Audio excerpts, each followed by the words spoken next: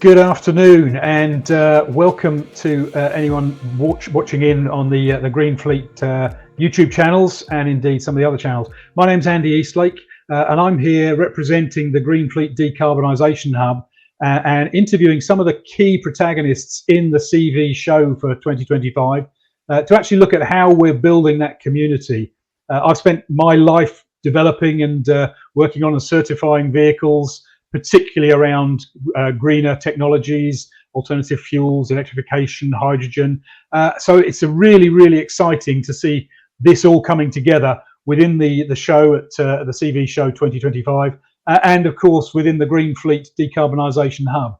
I'm very pleased today to be joined by Mike Costin, who's one of the leads at 19 events who are running the CV Show for 2025. So, Mike, great to have you here. Great to get some time with you. Would you be able to introduce yourself and maybe a little bit about 19 events and what you're looking for from the CV Show, and in particular, of course, the Decarbonisation Hub?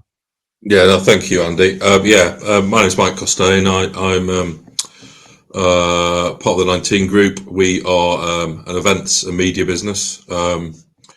We're about 200 strong, run about 25 or so events around the world across lots of different sectors, and now obviously including transport and logistics. I've been involved in events and media for a long time now, as the years go by. So yeah, probably about 25 years of running large-scale events in a number of different sectors, but pleased and delighted to be given the reins of the commercial vehicle show and to work closely with the RHA and the SMMT to deliver not just this year's event but future years' events too. So yeah, it's an interesting sector. Absolutely, and I think you touched on a key point there, that this event in particular brings together not only the manufacturers, but within the RHA, it's the operators. So it's the people with the kit and the people who need to use the kit. And I think that's a really key message about this whole sector. It is about connecting people together and making it work across the board.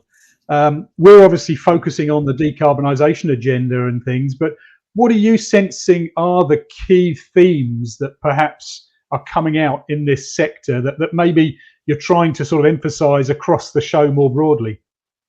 Yeah, one of the objectives of an event organizer should be to try and understand the makeup of the market.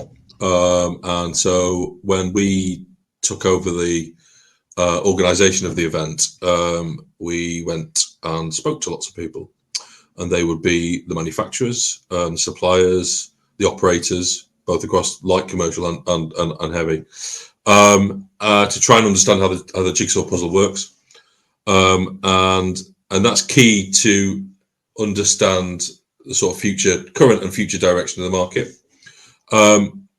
The themes around decarbonisation, infrastructure, technology, skills have come through in repeated conversations that we've had with industry bodies, with operators, with manufacturers, and those themes will come through at the show next month. There's a lot of change going on in the market. From a media perspective, that's a good thing. It's a challenge for those who are involved in the sector, but our job is to bring to create conversation and bring groups together so that people will go away from the event having learned something, having done some business there, met new people, and to be able to take that into the direction of how their business is going to be shaped over the next 5 to 10 years. It's a really interesting industry, and the sector is showing its support for the market for the event. I think you're absolutely right. It's an incredibly challenging and exciting time, probably in equal measure, for this industry. We see a lot about the sort of electrification of vehicles, and all sorts of media stories and activities going on as well. But it's not only about electrification, is it? And we've got electric trucks. We're starting to see some of those being registered, and I'm sure there'll be lots of examples of those on the floor at the show. But what other things are you seeing coming through in terms of sort of building on that activity of the electric trucks themselves as a first port of call? Yeah, well, it is around the broader piece of how the market is going to be developed or developing over the course of the next 5 to 10 years, and what the drivers there. So there's policy, so government will have a voice at the CV show. The operators will have a voice at the CV show. Peer-to-peer learning. So it's around the broader issue around decarbonisation, around infrastructure changing in the way that people are delivering their goods and services, and we want to reflect that in how the show is delivered. And you are right; it's not around one technology. There's a bigger piece around infrastructure that we need to talk about, and around the whole supply chain. So that's what we're going to try and be seen to be providing at the show next month.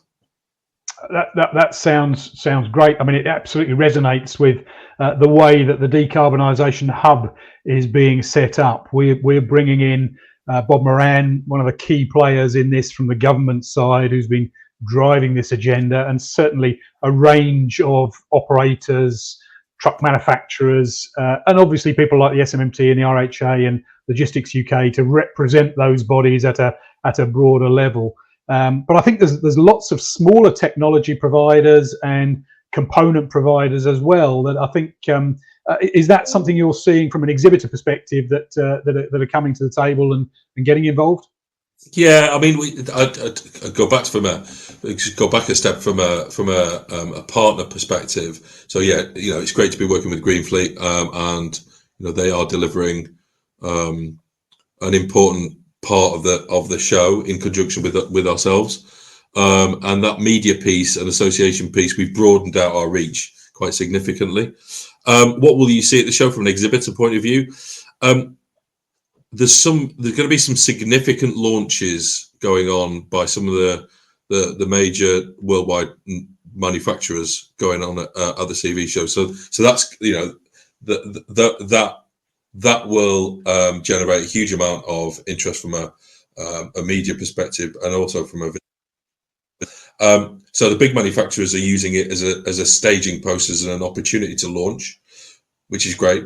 But as we all know, the market isn't just made up of the big names, and yeah, we're seeing lots of new entries into the market, lots of new technologies coming in. So lots of new exhibitors who've never been to the CV show before, and I think that's probably on the back of the fact that the marketing piece and the work that the marketing team have done at 19 to widen the appeal, and maybe widen and amplify the noise around the commercial vehicle show as the market is changing, as that decarbonisation piece is being played out in the sector. So there'll be lots of new technologies that will be coming through, as well as the new training zone. It's the 25th anniversary of the show as well, so we'll be looking back as well as looking forward. So yeah, lots and lots going on. It'll be a good one. Yeah, it sounds really exciting, and as you say, it's the 25th anniversary. So, but I think there's a really key message there, that if you think you know the CV show, you don't know this one. Is what you're saying? It's going to be broader, better, more involved. I think there's some exciting launches that you mentioned, and that's really encouraging at this time where so much is going on. So there's no doubt you've got to be there to be part of it, really, to kind of feel you're in the industry, I think. Yeah, no, exactly. I mean, just from a very basic stats perspective, the visitor edge numbers are, I think the number that was quoted today at 12:30 on the team chat was 71%. So the numbers coming of the interest in this event has, the graph has changed direction compared to the last few years, and I think that's just been, an injection of from a media perspective, from a marketing point of view, and also just providing the sector with an event that they should be proud of and that represents the changing face of the market. So yeah, all pretty positive. It should be a fun 3 days. It should be, absolutely. I think you're right. This is a moment in time for the industry, and hopefully, you've captured that zeitgeist in the show as it grounds. We've certainly seen a lot over the last, particularly the last few weeks. Actually, the ZHID program, the zero emission truck program, and some ministerial announcements around that, around infrastructure. And you touched on that point about infrastructure being a critical piece of it. I know from my background, the whole alternative fuels agenda is still very strong, and we're seeing that play out, particularly in the heavy duty vehicle side. But what about one of the other areas that the show is involved in, and I know the RHA are keen on, is the sort of coach industry and the if you like, the commercial vehicles that aren't necessarily trucks. That's a piece of the show that you're bringing in as well, I believe. Is that right?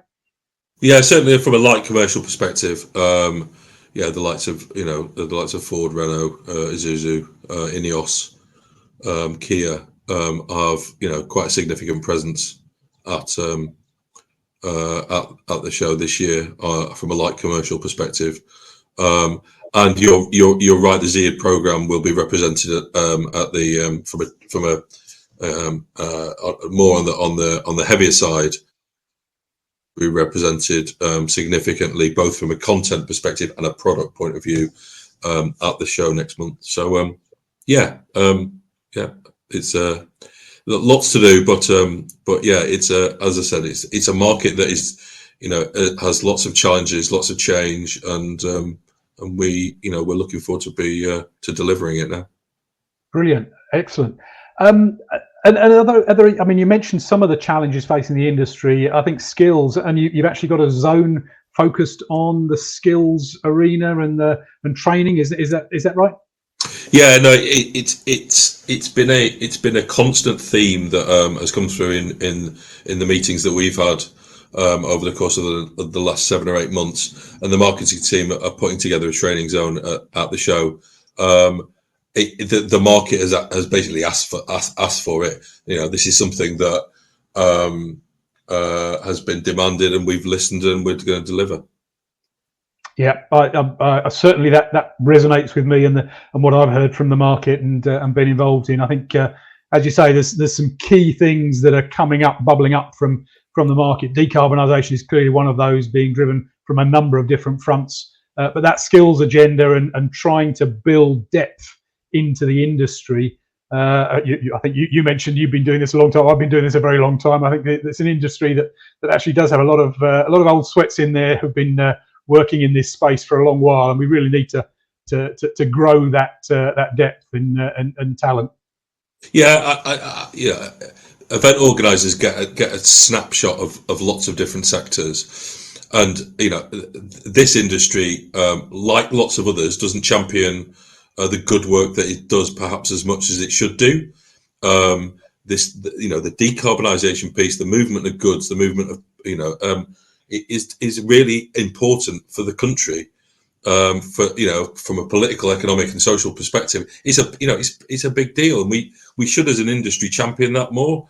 And if we do that in a better way, then that skills problem, that skills shortage, might to an extent be solved over the course of the next 5 to 10 years. This industry is not unique in that the skills gap at all. And as I said, I do think sectors should champion themselves a wee bit more, and to encourage the next gen to come through. So we're going to help that, and that'll be a theme that will come through over the course of the next few years as this show, grows and develops, and theme alongside the decarbonisation piece that we will champion. That sounds great, and I think we're at the start of something quite exciting in terms of where this whole industry is going, and developing and changing, and the sort of technology that's coming in play. I think that's great. I think you've summed up some of the key things there really well, Mike. I guess one sort of parting question is there anything that you're particularly excited to see at the show that you're looking forward to from a personal perspective? The GreenFleet Decarbonisation Hub, I'm sure, is prime in your thinking, but are there any other particular aspects, something that you're looking forward to? I'm not looking forward to any single thing, actually. I'm looking forward to one of the things that I want to happen, or we want as a business, we want this to happen, is that people will go to the show and feel like this had an injection of enthusiasm, and it's the ship sort of thing that won't have been necessarily turned around, but they can see the direction of travel here, and that's from a visitor and exhibitor perspective. I want people to walk in and think, actually, these guys care about this. It matters to them, and you can see a direction of travel about where this event's going to go over the next 5 years. And if people walk away from the show after spending an hour, a day, whatever it may be, and think, actually, I'm coming back next year because I learned something this year, then I'll be a happy man. There are some, as I said earlier, there are some major launches going on. So, but sort of under wraps at the moment. But yeah, just generally, people walk away and have enjoyed their experience, and they've learned something from the show. Brilliant. So come along to the show and get an injection of green enthusiasm, I think is one way of putting that. But yeah, just finally, maybe you can just quick outline of the show. When is it? Where is it? And how do we get online and find out about it? Yeah. So the event runs 29th and 30th of April and the 1st of May, and it runs the NEC Birmingham. Yeah, come along, register on the website. It's on the CV show website, free registration. Yeah, be there. Brilliant. I'm certainly looking forward to it. I look forward to meeting you in person there, Mike. Thank you very much for your time today. And hopefully you'll all see me and at some point Mike on the GreenFleet Decarbonisation Hub up at the CV show 2025. Super. Thanks, Andy. Thanks very much indeed, Mike.